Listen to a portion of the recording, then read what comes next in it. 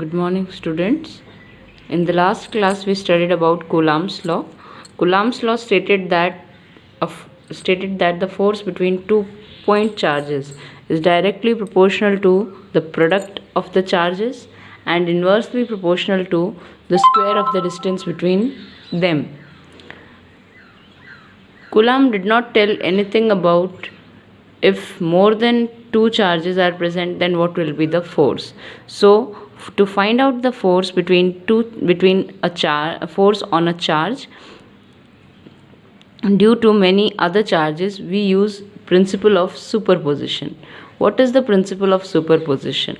Superposition principle states that when a number of charges are interacting, the total force on given charge is vector sum of the individual forces exerted on the given charge by all the other charges. It means जब किसी एक charge पर बहुत सारे charges present हो और उन बहुत सारे चार्जेस में से किसी भी एक चार्ज पर we have to calculate force, then the force will be equal to the vector sum of individual forces. यानी मान लीजिए कोई बहुत सारे चार्जेस प्रेजेंट हैं, उन बहुत सारे चार्जेस में से for example Q1 charge present है, Q2 चार्ज प्रेजेंट है, Q3 चार्ज प्रेजेंट है और इस तरह से Qn चार्जेस वहाँ पर प्रेजेंट हैं.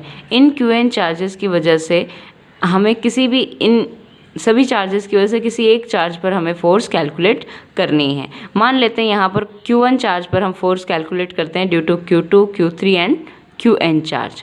For this we have to find out the force on Q1 charge due to Q2. Q1 charge पर Q2 चार्ज के कारण क्या फोर्स लगेगी, तो वो फोर्स होगी K Q1 Q2 over R12 square. ये तो हो गई मैग्नीट्यूड. और क्योंकि यहाँ पर हम वेक्टर फॉर्म में बात कर रहे हैं तो वेक्टर, इसका यूनिट वेक्टर हम इसके साथ लगा देंगे, दैट इज R12 कैप.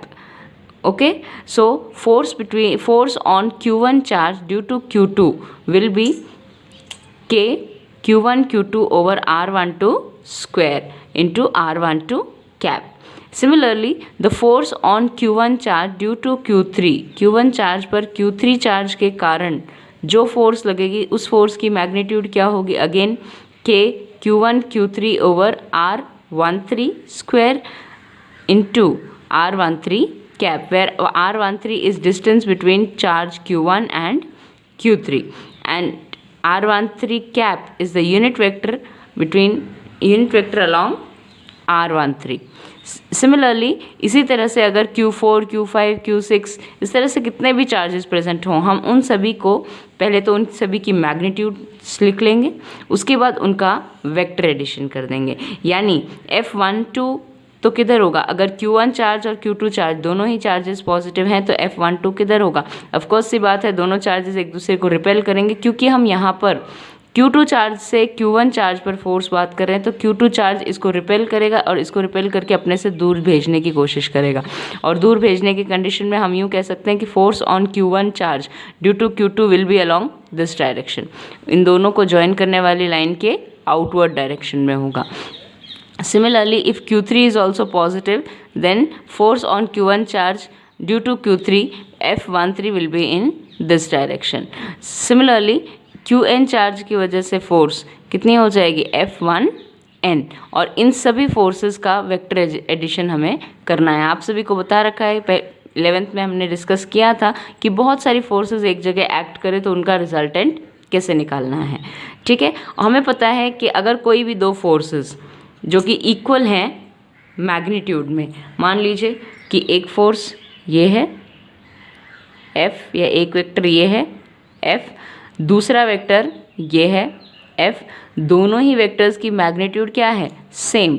और अगर इन दोनों के बीच में एंगल है थीटा, तो F और F इन दोनों जो फोर्सेस हैं इनका रिजल्टेंट क्या आएगा, हमेशा इसके एंगल बाइसेक्टर पर, और इसकी मैग्नीट्यूड होगी 2F cos थीटा बाई 2. और ये क्या हो जाएगा, इन दोनों वेक्टर्स का रिजल्टेंट. और ये जो रिजल्टेंट है ये ऑलरेडी हम पढ़ के आ चुके हैं कि अगर कोई दो वेक्टर इक्वल हो मैग्नीट्यूड में तो उनके रिजल्टेंट का मैग्नीट्यूड हमेशा 2F cos थीटा बाई 2 होता है और डायरेक्शन हमेशा उन दोनों के एंगल बाइसेक्टर के अलॉन्ग होती है। ठीक है, इसको और क्लियरली समझते हैं by a question. For the question is point charges having values 5 microcoulomb, 10 microcoulomb and minus 10 microcoulomb are placed in air at the corners ABC of an equilateral triangle having each side equal to 5 centimeter. Find the resultant force on charge at A. Question क्या कह रहा है, एक triangle है, equilateral triangle ABC जिसके vertices पर 5 microcoulomb, 10 microcoulomb और -10 microcoulomb के 3 चार्जेस प्रेजेंट हैं। इक्विलैटरल ट्राइंगल की साइड है 5 centimetre. Then we have to find the resultant force on charge at A. ठीक, for this we have to let us make the diagram is this is point A, B, C. This is equilateral triangle. In this equilateral triangle, this Q1 charge is 5 microcoulomb, Q2 charge is 10 microcoulomb, Q3 charge is minus 10 microcoulomb. We are given that the distance between or the side length of the equilateral triangle is 5 centimeter. So we have to first calculate. Now we have to calculate the force on charge at Q1. So to calculate it, we have to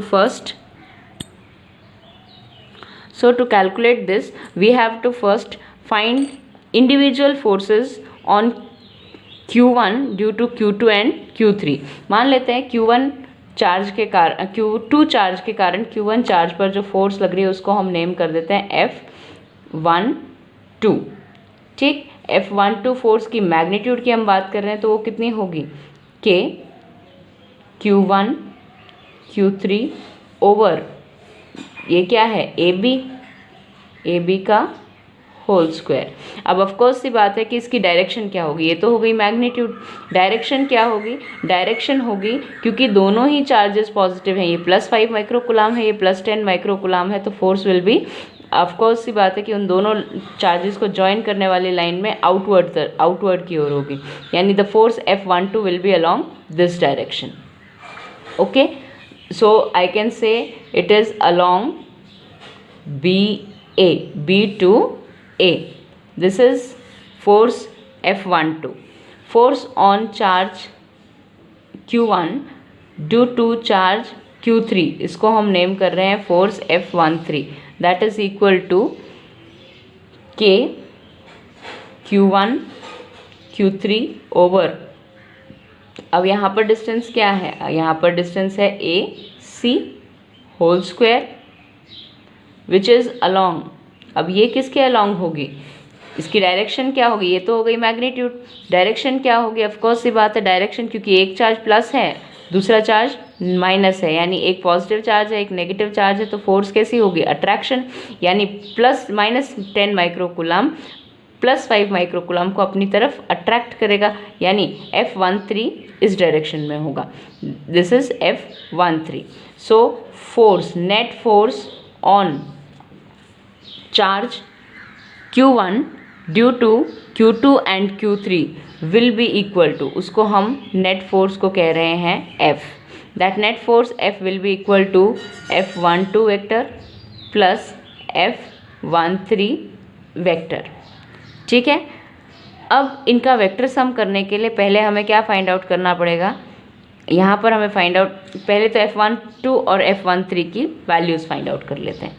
F12 will be equal to, magnitude की हम बात कर रहे हैं, magnitude of F12 will be equal to K means 9 × 10⁻9 into Q1 is 5 microcoulomb. 5 microcoulomb means 5 × 10⁻⁻6 coulomb multiplied by Q3. Q3 is, sorry, it should be Q2 over here. Q3 into Q2, that is 10 × 10⁻⁻6 coulomb divided by distance क्या है 5 centimetre. 5 centimetre means 5 × 10⁻⁻2 metre, और इसको हम कहेंगे इसका whole square. So magnitude will be, इसको जब हम सॉल्व करेंगे तो ये आएगा, so the force between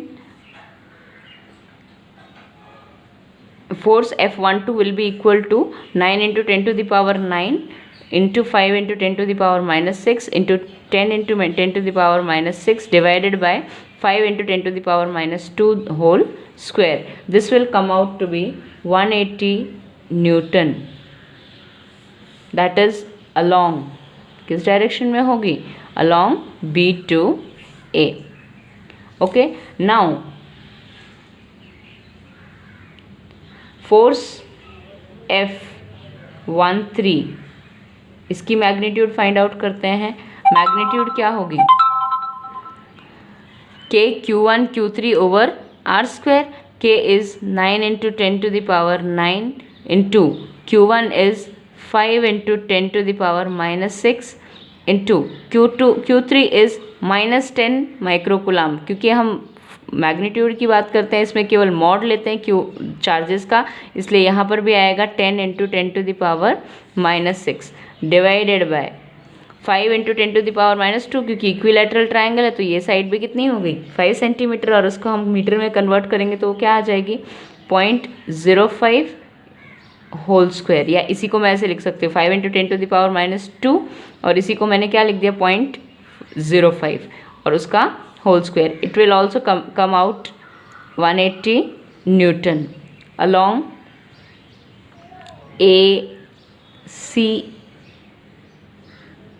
AC. Direction क्या होगी? along AC. अब हमें F12 की मैग्नीट्यूड मिल गई, हमें F13 की मैग्नीट्यूड मिल गई, और हमें पता है कि दोनों की मैग्नीट्यूड क्या है? सेम। और इन दोनों के बीच में एंगल कितना होगा? यहाँ पर एंगल कैलकुलेट करना है, तो हमें पता है ये इक्विलैटरल ट्रायंगल है। इक्विलैटरल ट्रायंगल के सारे एंगल्स कितने होते हैं? 60 डिग्री। और ये एंगल क्या है? Exterior angle. एक्सटीरियर एंगल ये बाहर वाला एंगल है, ठीक, बाहर वाला एंगल है। तो exterior angle is equal to sum of interior opposite to angles. So यहाँ से उस फॉर्मूले से हम क्या कह सकते हैं? ये भी 60, ये भी 60, तो ये एंगल कितना होगा? 120 डिग्री। यानी angle between F12 and F13 is 120 degree. It is 120 degree. So net force F will be equal to, ये 180 न्यूटन, ये भी 180 न्यूटन, ठीक। दोनों का रिजल्टेंट क्या होगा?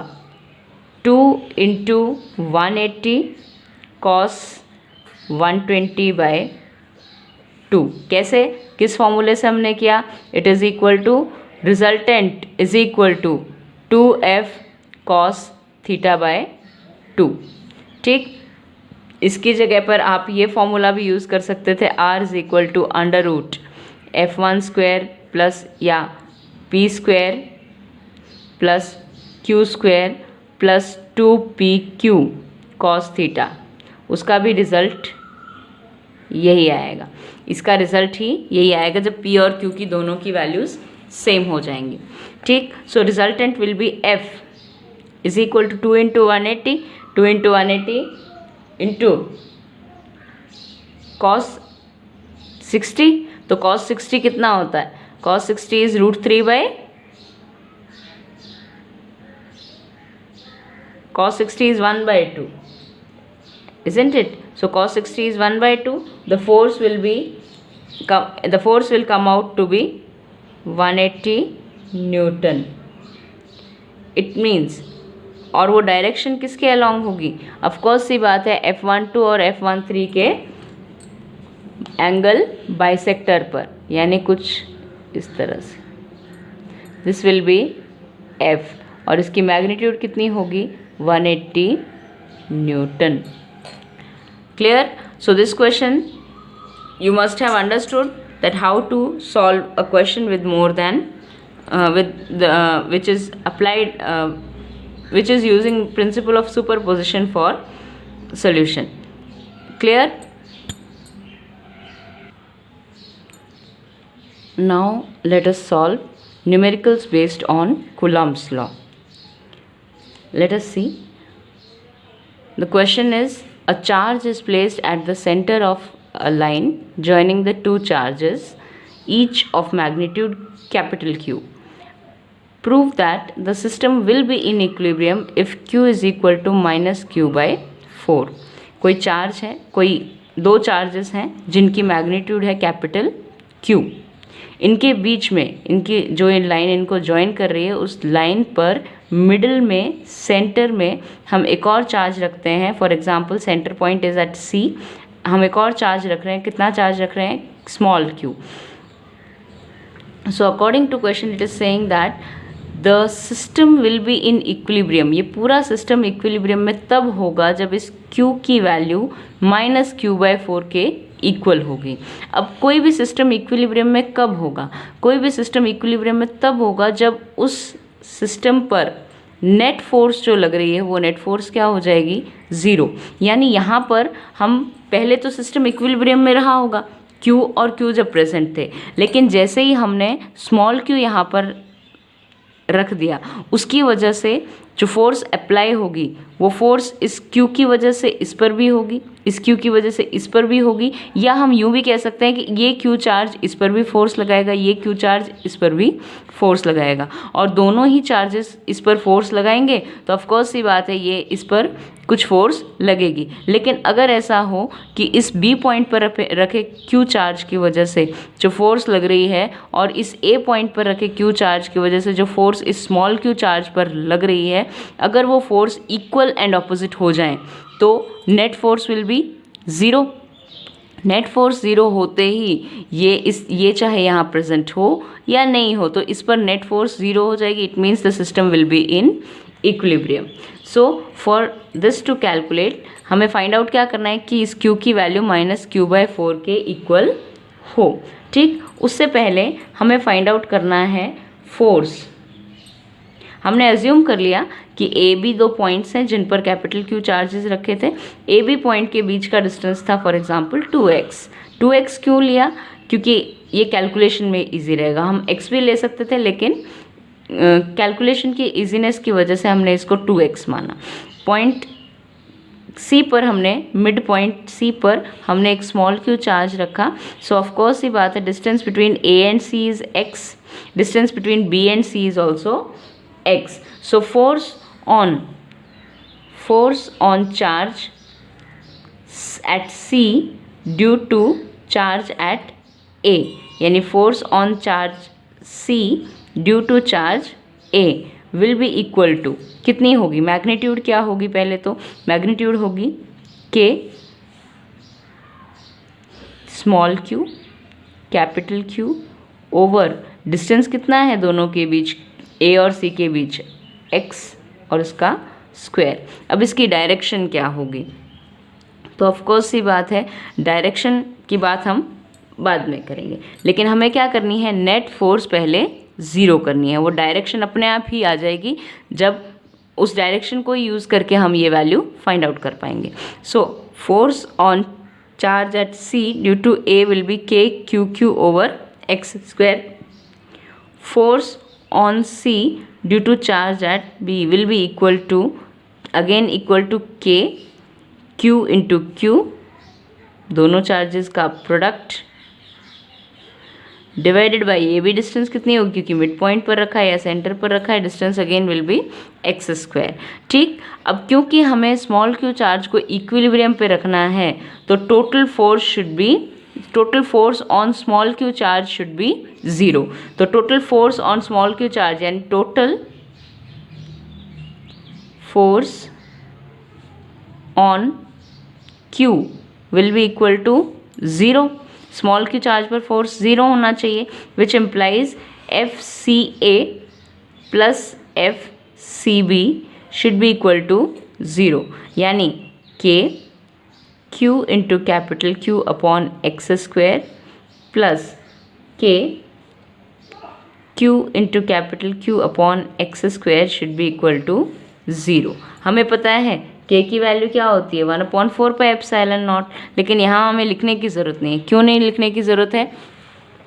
क्योंकि यहाँ पर K ऑटोमेटिकली उस साइड जाकर कैंसिल हो जाएगा। सो लेट्स सी, हमें क्या फाइंड आउट करना है? हमें फाइंड आउट करना है